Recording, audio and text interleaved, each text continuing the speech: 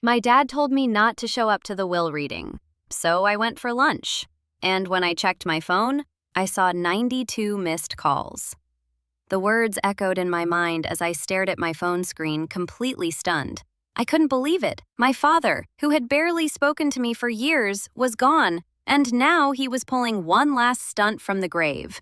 Why would he ask me to stay away from the will reading? Why? I was his daughter. How could he cut me out like this? Before we continue, please hit the like button, subscribe to the channel, and turn on the notification bell for updates. My name is Olivia Matthews. I'm 24, and I've spent most of my life trying to make sense of my complicated relationship with my dad, Charles Matthews. He wasn't exactly the warm, caring father figure. My memories of him are filled with long, cold silences and business meetings that always seemed more important than me. After years of trying to get closer to him, I had accepted that we'd never have that perfect father-daughter bond. But this was different. It was the day of his funeral, and the lawyer, Martin, called me. I hadn't heard from him much before, but I knew he worked with my dad for years. He left me a message telling me not to attend the will reading. "It's better if you stay away." His tone was weird, almost robotic, as if he was afraid to tell me the real reason. I couldn't understand why. It wasn't like my dad and I had been close, but why this? It wasn't like I had any special connection to my dad's wealth or assets. Zoe, my younger half-sister, had always been the golden child. But still, this felt like rejection, even after he was gone. The more I thought about it, the more I realized there was something off about this entire situation. Why would he deliberately exclude me from the reading of his will? It seemed petty. But something deeper nagged at me. Was there something I didn't know? Unable to shake the weirdness of it all, I decided to ignore Martin's request. I wasn't going to sit at home waiting for a phone call. I walked out of the funeral home and into the city streets, heading to the first cafe I could find.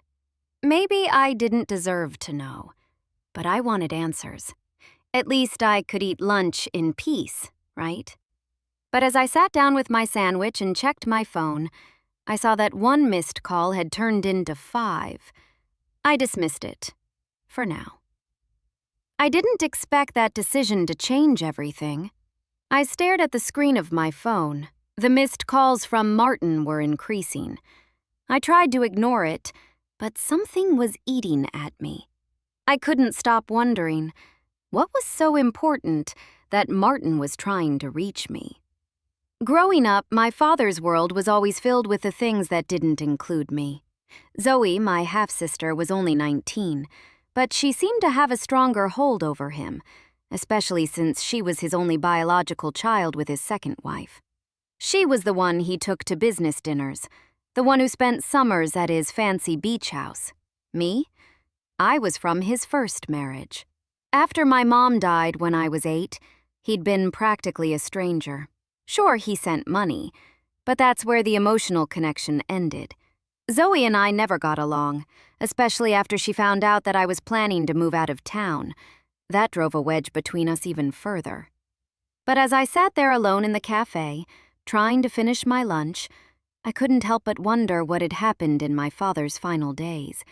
Why would he choose to cut me off completely? And what role was Zoe playing in all of this? As I picked at my food, I couldn't shake the feeling that something was terribly wrong. Zoe had always had her issues with me, but I never imagined that she'd be involved in some sort of scheme with my dad. Martin had made it clear that this wasn't just about assets or money. But then why was it such a big deal? The longer I sat there, the more uncomfortable I felt. Something in the air was heavy with secrets, and I was starting to feel like I was missing out on something crucial. I opened my phone again. No updates, no new messages. I texted Zoe. No response. This strange silence felt worse than any argument I'd had with her. It felt like I was being deliberately shut out.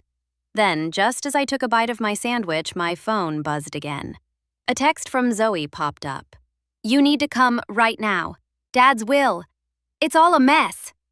The words seemed to freeze in front of me. Why hadn't she told me what was going on? What was the mess? I felt my stomach tighten. What was happening at that will reading?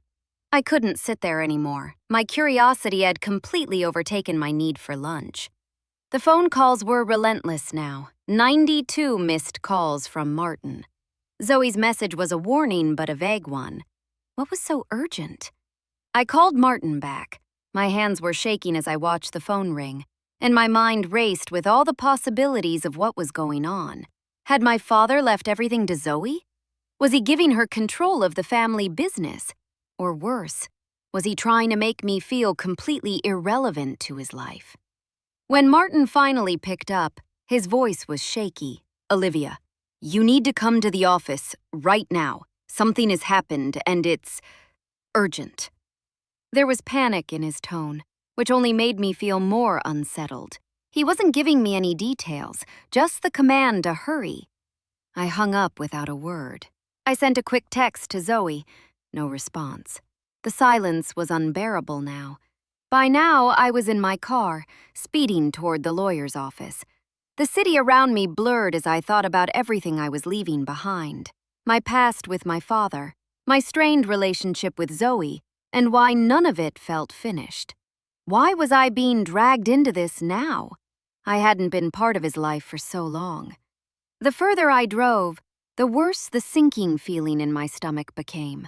What was so bad that Martin couldn't even explain over the phone? This wasn't just about inheritance. It couldn't be. I parked in front of the lawyer's office and looked at the clock. It had been over an hour since I got that first call from Martin. I took a deep breath, trying to steady my nerves. As I stepped inside the building, I noticed Zoe sitting at the table with Martin. They both looked up at me, their faces blank. I felt the tension in the air, thick enough to cut with a knife.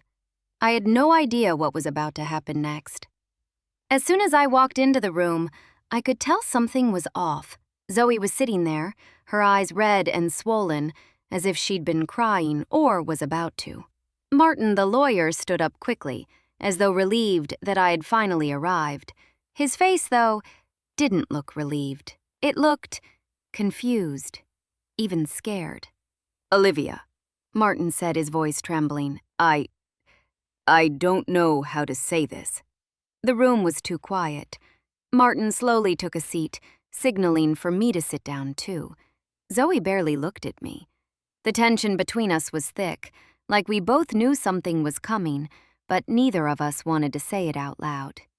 This is going to be hard for you," Martin said, looking directly at me. "Your father left behind something that none of us expected. And it's not exactly straightforward." I felt my breath catch in my throat. What could be so complicated? Martin opened a file, pulling out a single piece of paper. As he began reading, my world flipped upside down. My father's will was clear. I was his sole heir, but only under one condition. In order to inherit anything, I had to repair my fractured relationship with Zoe. There was no money, no estate, no business assets, nothing unless I fixed things with her. I was stunned. My father, the man who'd barely spoken to me in years, had left me this impossible task. He hadn't even considered the possibility that Zoe and I were beyond reconciliation. Martin's voice dropped lower as he read the final words of the will. "If the relationship between Olivia and Zoe is not resolved, Olivia forfeits all inheritance." I was about to lose everything, unless I could somehow fix things with Zoe. But could I trust her? Would she even want to reconcile with me? It took weeks of uncomfortable conversations, tear-filled apologies, and even moments where I wasn't sure we'd make it. But slowly, Zoe and I began to rebuild what had once been a broken relationship. My father's will had done the impossible. It had forced us to confront our issues, face the reality of our past, and decide whether or not we could move forward. In the end, it wasn't about the money. It was about the closure my father wanted for us. He left us a way to heal the old wounds that had kept us apart for so long. I was finally able to sit down with Zoe and share everything I had been holding back for so long. My heart felt lighter than it had in years. The anger I had carried for so long toward my father faded. In a strange way, he had given me the opportunity to heal, to have the relationship I had always wanted. With the will's condition met, Zoe and I inherited everything my father had left behind, though it was not about the wealth. The legal process was finalized, but the emotional weight was just beginning to lift. We now had to deal with how this all affected our future as sisters. The last few months had been a whirlwind, but I knew now that the changes I'd hoped for weren't just about money or inheritance. It was about understanding, forgiveness, and growth. Zoe and I had to learn how to be sisters, and that meant letting go of the past. My father may have left me a complicated mess, but he had also given me the chance to make it right. And for the first time, I felt like I had truly inherited something from him. I stared at the screen of my phone, almost expecting it to blink away the missed calls. It wasn't just the sheer number, 92 calls, that left me unsettled. It was the fact that they were all from Martin, the lawyer. I could tell from the voicemail alerts that something had changed. Something important. I felt my stomach tighten, the air around me thick with anticipation. Growing up, I was always the one left in the shadows. My dad, Charles Matthews, was a man who lived and breathed work, and family was never a priority for him. He was married twice, first to my mom, and then to his second wife, Angela. From the start, my relationship with him was strained, mostly because he had a way of shutting everyone out, me included. I had always been the outsider. Zoe, my younger half-sister on the other hand, was his golden child. Even though she was only 19, she had this way of wrapping my dad around her finger. He took her to his work events, the fancy dinner parties, even on business trips. It made sense. She was his biological daughter, and they shared a bond I could never penetrate. I didn't hold it against her, but it stung every time I saw them together. I wanted to be part of that too, but it was as if I didn't belong. Zoe and I didn't get along, not because we hated each other, more because we were both constantly trying to prove our worth to our dad in different ways. She had her father's attention, and I had my distant, emotionally unavailable father. I picked up the phone and looked at the screen again. No new messages, but I could see the calls piling up. Martin had been trying to reach me for almost an hour now. What was so important? Was it about the reading? I couldn't help but feel like I was about to be shut out of yet another part of my father's life. I'd never had much of a relationship with my dad, but this felt like a deliberate rejection. As I sat at the table, alone in the cafe, I watched the empty streets outside and tried to push the feeling of dread down. Was Zoe in on this? Had she already been to the will reading? There was so much about my father's estate that I didn't know, and that gnawed at me. What if he left her everything? What if there was nothing left for me? My mind raced with worst-case scenarios. I pushed those thoughts aside and took another sip of my drink, trying to distract myself. But the moment I checked the time, it hit me. I had been there longer than I thought. I had lost track of time, and it was already getting late. Something inside me urged me to check my phone again. I opened the screen to find that Martin's calls had now escalated to 92 missed calls. I froze. 92 missed calls? That's when I knew this wasn't just some routine thing. Whatever was happening, it was huge, and I needed to find out what. As I rushed out of the cafe, the weight of the missed calls weighed heavy on my chest. The traffic was thick, and I could feel the heat rising in my face as I clutched the steering wheel. I was trying not to panic, but the truth was, I had no idea what I was walking into. Why was Martin calling me so urgently? And why wouldn't Zoe tell me what was happening? I called Martin back again. This time, I was determined to get answers. When he finally picked up, his voice sounded strained, almost like he was holding something back. "Olivia, I don't know how to say this," he said. Your father, he left something for you, but it's not what we expected. You need to get here, now." Something about his tone made the air feel colder. What was going on? The way he said it, as if he was trying to warn me, only fueled my anxiety. I had to know. Was this a mistake? Was I being cut out of everything? Or worse, was Zoe in on some secret plan my father had left behind? I could feel my heart beating faster with each mile. I couldn't shake the feeling that whatever I was about to walk into, it was going to change everything. I arrived at the lawyer's office just as the last traces of sunlight were fading. Zoe was sitting at the table, her face unreadable. Martin stood by, clearly nervous. I was sure I'd walked in at the wrong moment. I couldn't help but notice Zoe's stiff posture, the way she avoided making eye contact. What was going on? I could feel my anger rising. Why had they been keeping me in the dark? The silence was deafening as I took my seat at the table. The atmosphere was thick with tension, and I could sense something wasn't right. Whatever had happened between my dad, Martin, and Zoe, I wasn't prepared for it. The stakes had just gotten so much higher. The question of whether or not I had a place in my father's legacy was about to be answered, but I didn't know if I was going to like the answer. Martin cleared his throat, looking at Zoe and then at me. "Olivia, we need to talk about your father's will." His voice cracked slightly. It was clear this wasn't going to be an ordinary reading. What had my dad left behind that had thrown everyone into chaos? The silence was suffocating. I waited for Martin to continue, my mind spinning. What had my dad done? Why was this such a big deal? I looked at Zoe, who seemed just as tense as I felt. Martin's gaze shifted between the two of us, his lips pressed tight as if he were weighing every word carefully before speaking. Finally, Martin opened the will, holding the pages with a shaking hand. "Your father left clear instructions for both of you," he said.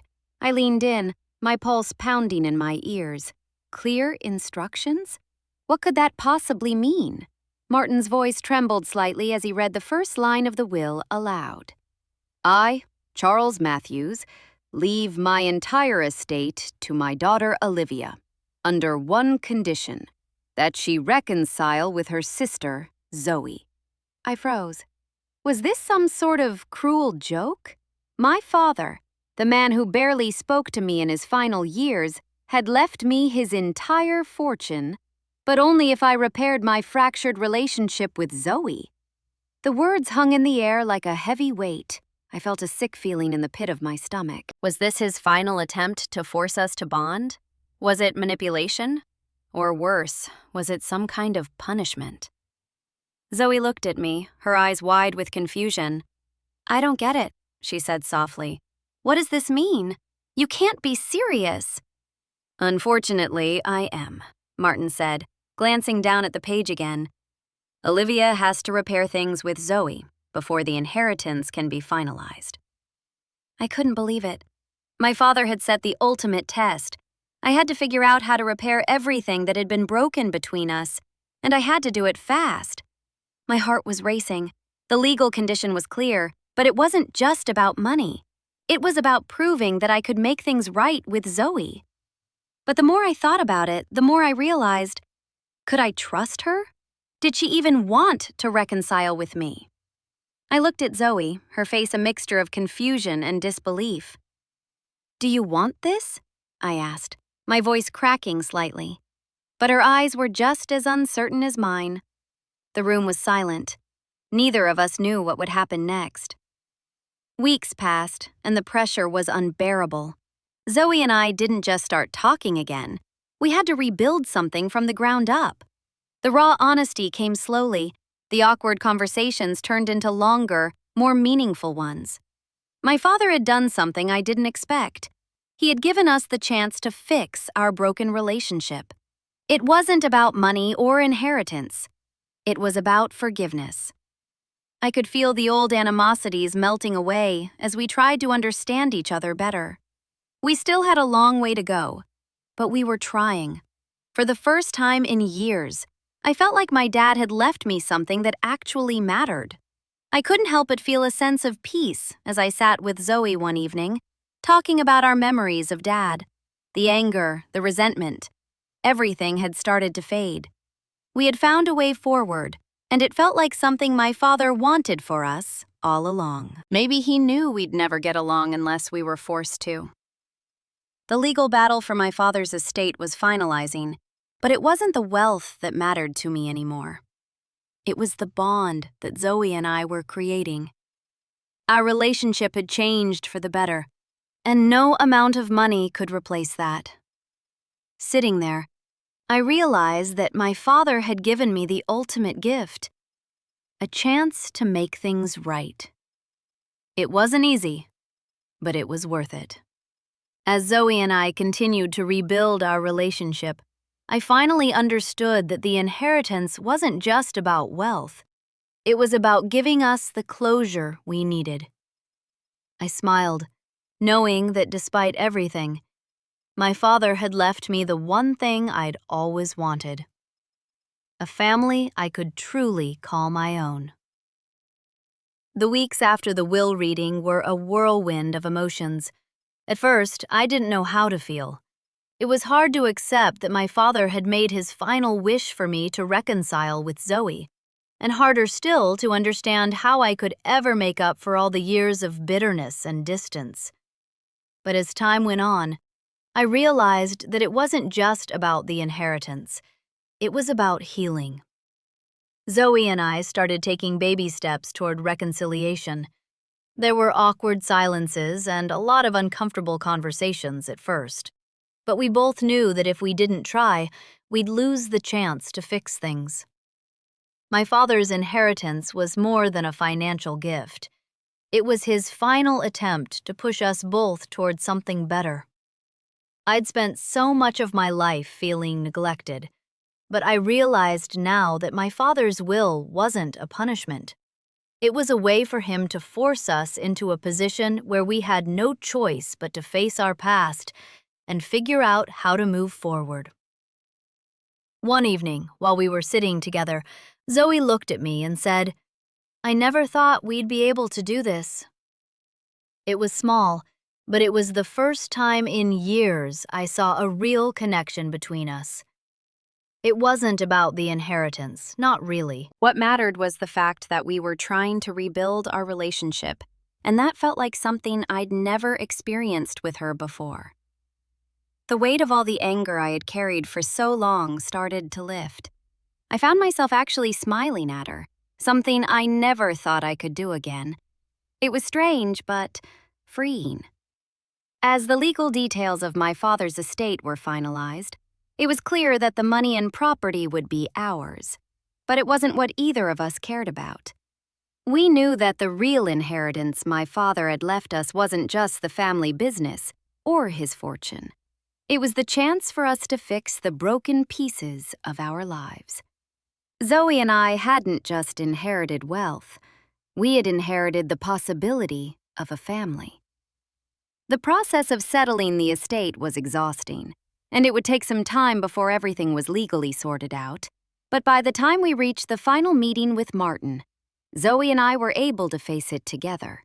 It wasn't easy, but we were there for each other, in a way that I hadn't thought was possible. As I sat in that final meeting, Zoe beside me, I realized that my dad, in his own way, had done something for me that no one else could have. He forced me to confront the unresolved issues between us, and in doing so, he gave me something priceless: a chance to heal. I left the meeting with more than just the family business.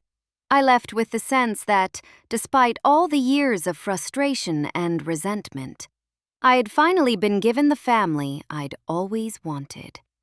It wasn't perfect, but it was mine. Zoe and I walked out of that lawyer's office together, no longer strangers, but sisters, who had started to build something new from the ashes of our past. I couldn't help but think that maybe, just maybe, my father had known exactly what he was doing. For the first time in a long while, I felt hopeful for the future.